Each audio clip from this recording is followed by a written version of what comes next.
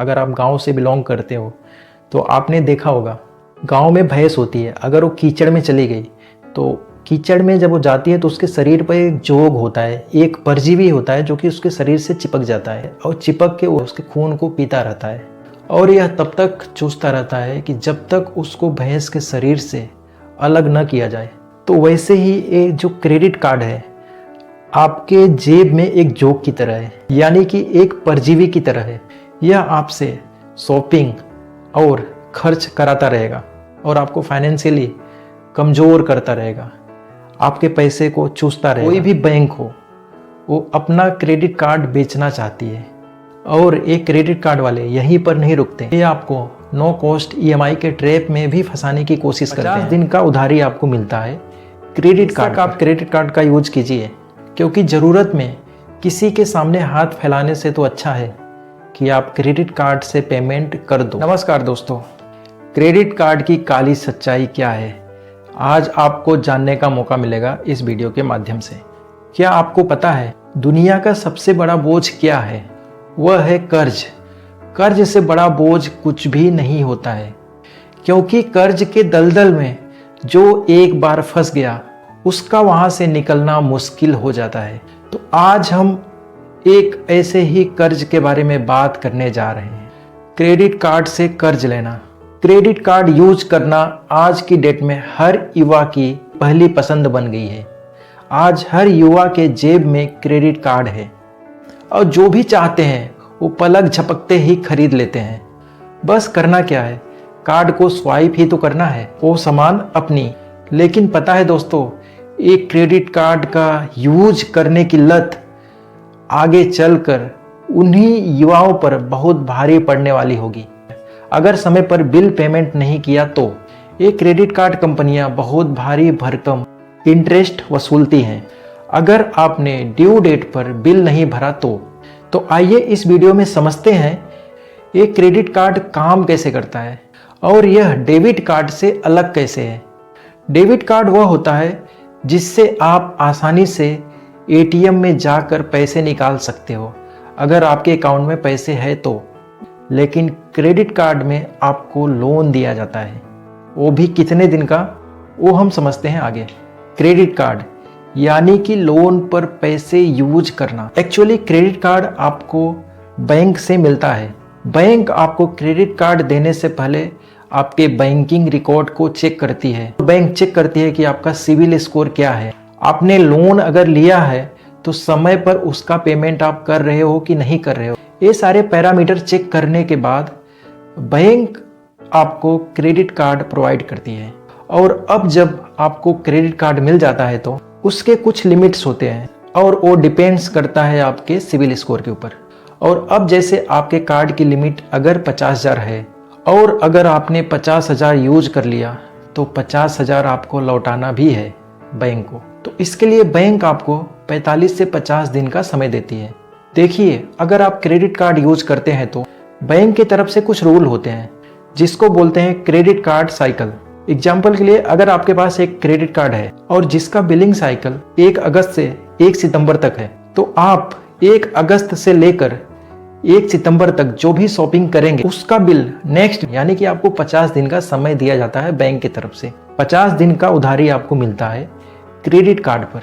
और बैंक को भी पता है कि जो आपको समय दिया है यूज करने का 1 अगस्त से लेके 1 सितंबर तक, यानी कि 30 दिन, और इस 30 दिन में आप ज़्यादा से ज़्यादा शॉपिंग करके पूरा पैसा यूज करें और इससे बैंक को भारी भरकम फायदा होता है। अब मैं यहाँ पे आपको ये बात समझाऊंगा कि ये सारे बैंक इन क्रेडिट कार्ड से कमाते कैसे हैं। जैसा कि आपने देखा होगा, इन क्रेडिट कार्ड पर master card, Visa, American express, RuPay, ये सब लिखा होता है। तो ये सब नेटवर्क कंपनियां होती हैं। इसमें मास्टर कार्ड, वीज़ा और अमेरिकन एक्सप्रेस, ये तीनों अमेरिका की कंपनी है, जबकि रुपे भारत की नेटवर्क कंपनी है। यहाँ पर आपको एक बात और बताना चाहूँगा।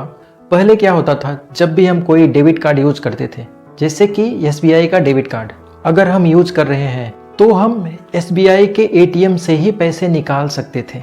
ऐसे ही अगर हमारे पास HDFC बैंक का डेबिट कार्ड है तो हम केवल HDFC बैंक के ATM से ही पैसे निकाल सकते थे।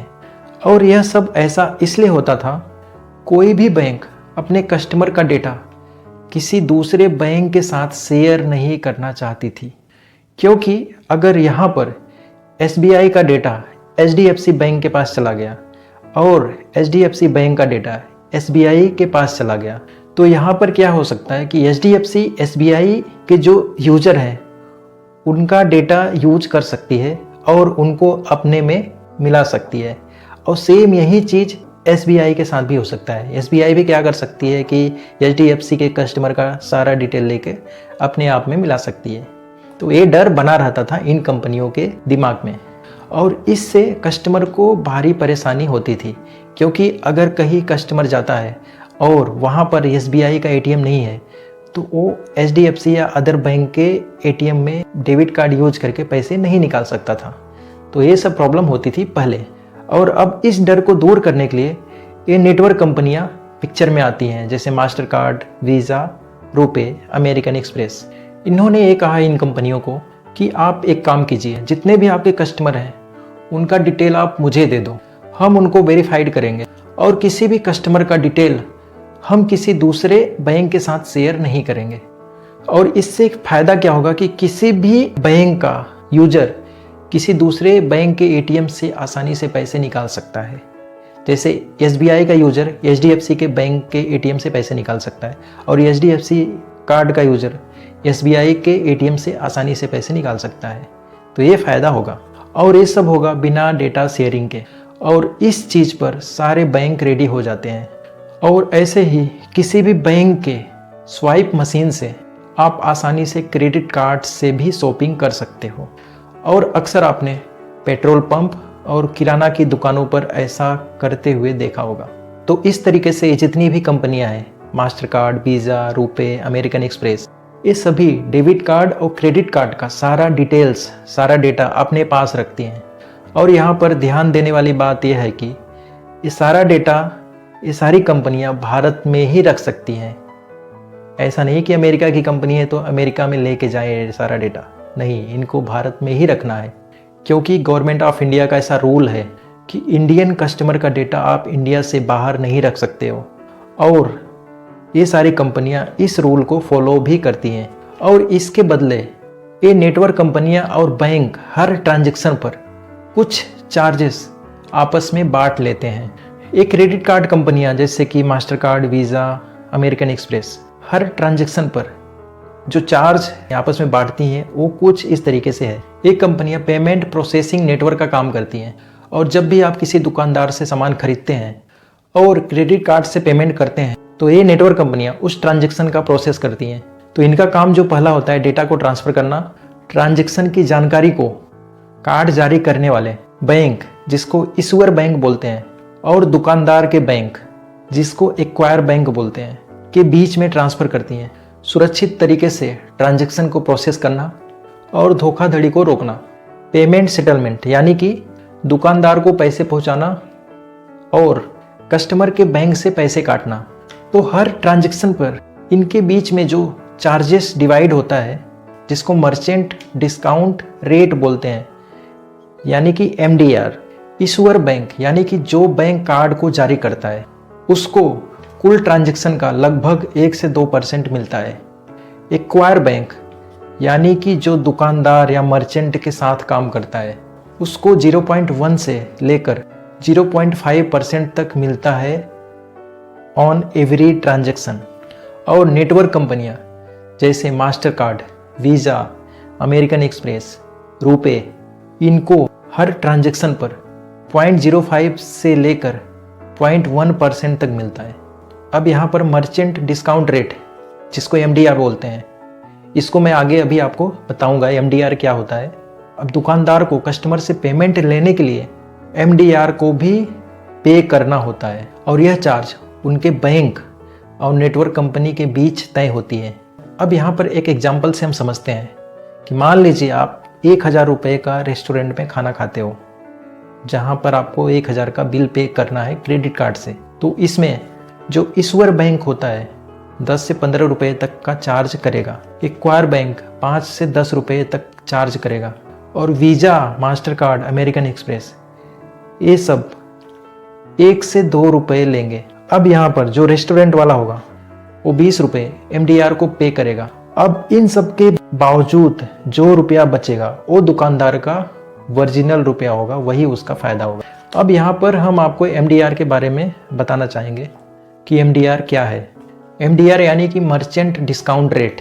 यह वह शुल्क होता है जो कि बैंक मर्चेंट यानी कि दुकानदार से डिजिटल लेन देन के लिए चार्ज करती है।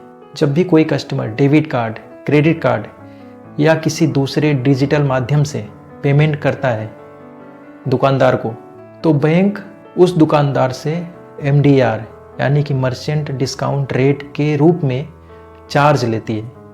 जैसा कि मैं आपको पहले अभी बताया, जो कि उस होटल में 1000 रुपये का अगर उसने खाना खाया था तो वहाँ पे MDR जो लिया था बैंक ने वो 20 रुपया लिया था।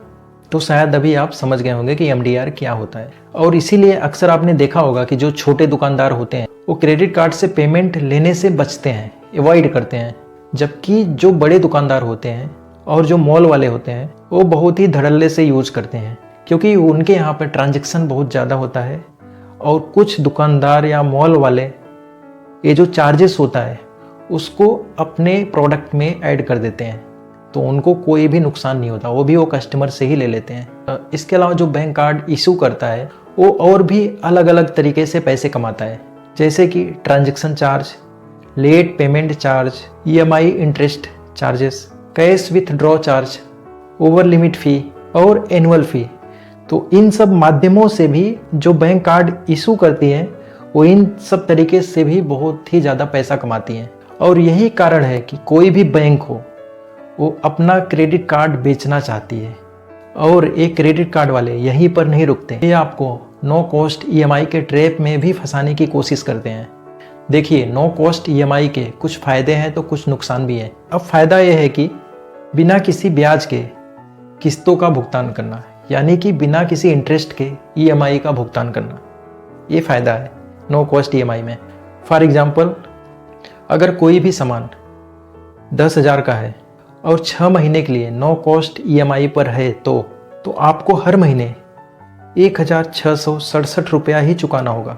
और यह सुविधा अक्सर आपको ई-कॉमर्स प्लेटफॉर्म जैसे कि अमेज़ॉन, फ्लिपकार्ट पर मिलता है, और यहाँ पर आपको एक साथ पूरा पैसा देने की ज़रूरत नहीं है। इसका फ़ायदा ये है कि महंगे सामान को आसान किस्तों में खरीदा जा सकता है। अब ध्यान देने वाली बात यह है कि नो कॉस्ट EMI के नाम पर ये कंपनियाँ आपसे कैसे पैसे कमाती हैं और कैसे आपको अपने ट्रैप में फंसाती हैं, इसको हम समझते हैं। जैसे कि इसमें ये लोग प्रोसेसिंग फ़ी के नाम पर भी चार्ज करते हैं, एडवांस इंटरेस्ट या नो डिस्काउंट के नाम पर आपसे पैसा वसूला जाता है।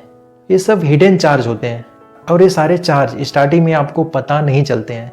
ये तो पहला नुकसान हुआ। अब दूसरा नुकसान क्या होता है नो कॉस्ट EMI पर?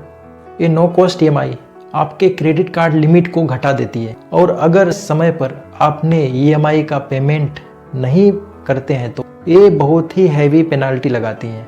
यहाँ पर मैं आपको एक बात बताना चाहूँगा कि अगर आप कोई भी सामान नो कॉस्ट EMI पर लेते हैं तो कुछ बातों का ध्यान रखने की ज़रूरत है आपको।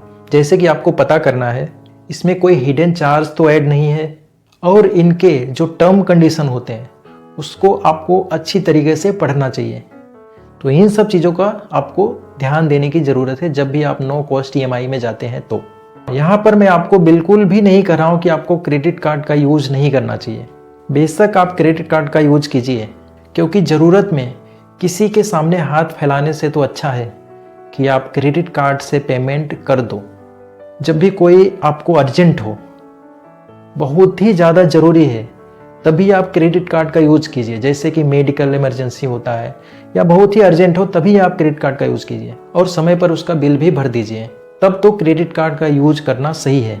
लेकिन अगर क्रेडिट कार्ड का यूज आप अपने शौक को पूरा करने के लिए कर रहे हैं तो, और मिनिमम अमाउंट भर रहे हैं हर महीने, तो आप मिनिमम अमाउंट पूरे साल भरते रहेंगे, लेकिन उसकी जो आउटस्टैंडिंग है वो कभी भी कम नहीं होगी, क्योंकि जो आप मिनिमम भर रहे हो वो आप केवल बैंक की सेवा कर रहे हो और आप एक भारी भरकम इंटरेस्ट बैंक को दे रहे हो मिनिमम अमाउंट के नाम पर। और यहाँ पर बैंक तो चाहेगा कि आप ईएमआई को मिस करो, आप मिनिमम अमाउंट ड्यू भरते रहो, जिससे कि उसको मौका मिले आपके ऊपर हैवी पेनाल्टी लगाने का, आपसे इंटरेस्ट लेने का, लेट पेमेंट चार्ज।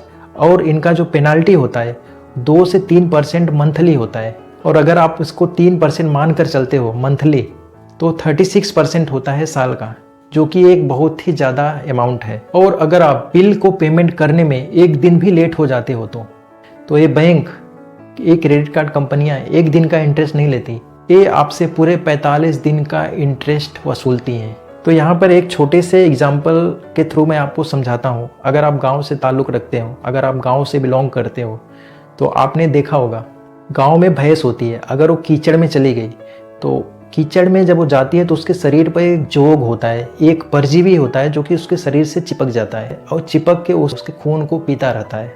और यह तब तक चूसता रहता है कि जब तक उसको भैंस के शरीर से अलग न किया जाए। तो वैसे ही ये जो क्रेडिट कार्ड है आपके जेब में एक जोक की तरह है, यानी कि एक परजीवी की तरह है। यह आपसे शॉपिंग और खर्च कराता रहेगा और आपको फाइनेंशियली कमज़ोर करता रहेगा, आपके पैसे को चूसता रहेगा। तो इसका एक ही इलाज है कि क्रेडिट कार्ड का यूज अगर आप करना बंद कर देंगे, आप किसी बड़े डेब्ट ट्रैप से बच सकते हो। देखिए, क्रेडिट कार्ड का यूज़ तभी करें जब आपको बहुत ही ज़्यादा अर्जेंट हो। यहाँ पर मैं आपको बताना चाहूँगा कि कुछ जगह पर क्रेडिट कार्ड का यूज बिल्कुल भी ना करें।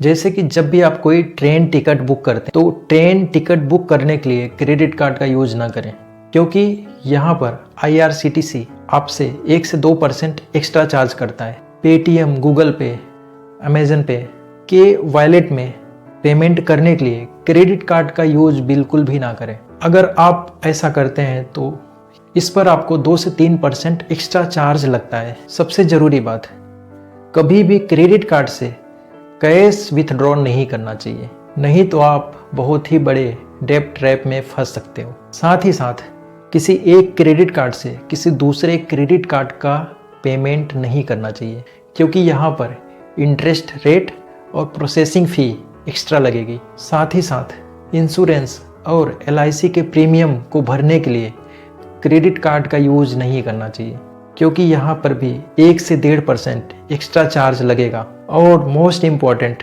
क्रेडिट कार्ड का जो बिल जनरेट होता है उसको कभी भी कैश या चेक से नहीं भरना चाहिए, क्योंकि अगर आप ऐसा करते हो तो उस पर भी आपको एक्स्ट्रा चार्ज पे करना पड़ सकता है। साथ ही साथ जब भी आप क्रेडिट कार्ड ले रहे हैं तो एक बात का हमेशा ध्यान रखें कि आपका कार्ड बिल्कुल फ्री है, इस पर कोई एनुअल चार्ज तो नहीं लगेगा।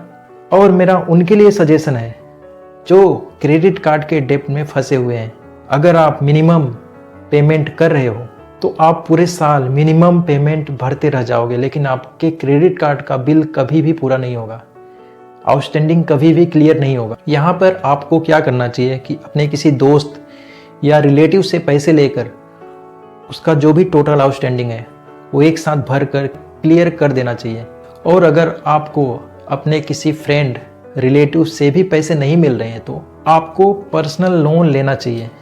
अगर आप पर्सनल लोन लेते हैं तो वहाँ पर जो इंटरेस्ट रेट होगा वो 12 से 13% होगा, और क्रेडिट कार्ड का जो इंटरेस्ट होता है वो 35 to 36% होता है, जो कि पर्सनल लोन से कहीं ज़्यादा है। मेरा यही सजेशन रहेगा कि आप पर्सनल लोन लेकर क्रेडिट कार्ड का जो बिल है उसको टोटल क्लियर कर दीजिए और इस डेब्ट ट्रैप से बाहर निकल लीजिए। और अगर आपके ऊपर कोई लोन चल रहे हैं जैसे कि home loan, personal loan, car loan, तो आप सबसे पहले क्रेडिट कार्ड का जो पेमेंट है उसको क्लियर कीजिए। तो उम्मीद करता हूँ कि आपको क्रेडिट कार्ड के फायदे नुकसान समझ में आ गया होगा। नमस्कार, जय हिंद।